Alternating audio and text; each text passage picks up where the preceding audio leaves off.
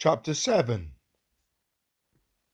Now concerning the things whereof ye wrote unto me, it is good for a man not to touch a woman. Nevertheless, to avoid fornication, let every man have his own wife, and let every woman have her own husband. Let the husband render unto the wife due benevolence, and likewise also the wife unto the husband. The wife hath not power of her own body, but the husband. And likewise also the husband hath not power of his own body, but the wife.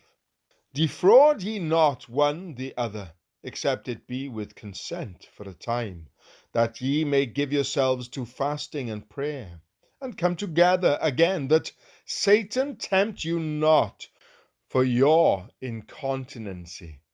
But I speak this by permission, and not of commandment. For I would that all men were even as I myself. But every man hath his proper gift of God, one after this manner, and another after that. I say therefore to the unmarried and widows, it is good for them if they abide even as I. But if they cannot contain, let them marry, for it is better to marry than to burn.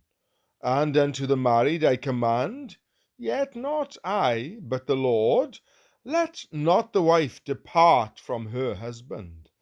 But, and if she depart, let her remain unmarried, or be reconciled with her husband, and let not the husband put away his wife. But to the rest speak I, not the Lord. If any brother hath a wife that believeth not, and she be pleased to dwell with him, let him not put her away. And the woman which hath an husband that believeth not, and if he be pleased to dwell with her, let her not leave him. For the unbelieving husband is sanctified by the wife, and the unbelieving wife is sanctified by the husband. Else were your children unclean, but now are they holy. But if the unbelieving depart, let him depart. A brother or a sister is not under bondage in such cases, but God hath called us to peace. For what knowest thou, O wife, whether thou shalt save thy husband? Or how knowest thou, O man, whether thou shalt save thy wife? But as God hath distributed to every man, as the Lord hath called every one, so let him walk, and so ordain I in all churches. Is any man called being circumcised? Let him not become uncircumcised. Is any called in uncircumcision? Let him not be circumcised. Circumcision is nothing, and uncircumcision is nothing, but the keeping of the commandments of God. Let every man abide in the same calling wherein he was called.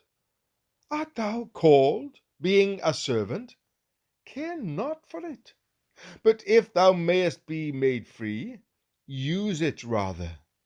For he that is called in the Lord being a servant is the Lord's freeman. Likewise also he that is called being free is Christ's servant.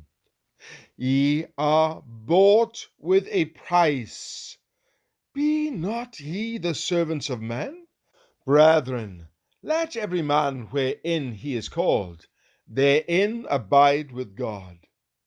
Now, concerning virgins I have no commandment of the Lord, yet I give my judgment, as one that hath obtained mercy of the Lord to be faithful. I suppose, therefore, that this is good for the present distress. I say that it is good for a man so to be. Art thou bound unto a wife? Seek not to be loosed. Art thou loosed from a wife? Seek not a wife. But and if thou marry, thou hast not sinned. And if a virgin marry, she hath not sinned. Nevertheless, such shall have trouble in the flesh, but I spare you. But this I say, brethren, the time is short. It remaineth that both they that have wives be as though they had none, and they that weep as though they wept not, and they that rejoice as though they rejoiced not, and they that buy as though they possessed not, and they that use this world as not abusing it, for the fashion of this world passeth away. But I would have you without carefulness. He that is unmarried careth for the things that belong to the Lord, how he may please the Lord. But he that is married careth for the things that are of the world, how he may please his wife. There is difference also between a wife and a virgin. The unmarried woman careth for the things of the Lord, that she may be holy both in body and in spirit.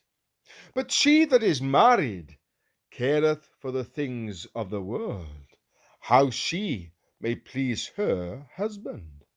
And this I speak for your own profit, not that I may cast a snare upon you, but for that which is comely, and that ye may attend upon the Lord without distraction. But if any man think that he behaveth himself uncomely toward his virgin, if she pass the flower of her age, and need so require, let him do what he will. He sinneth not. Let him marry.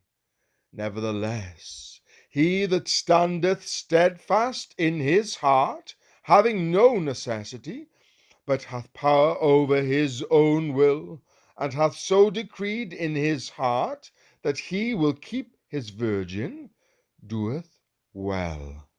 So then, he that giveth her in marriage doeth well, but he that giveth her not in marriage doeth better.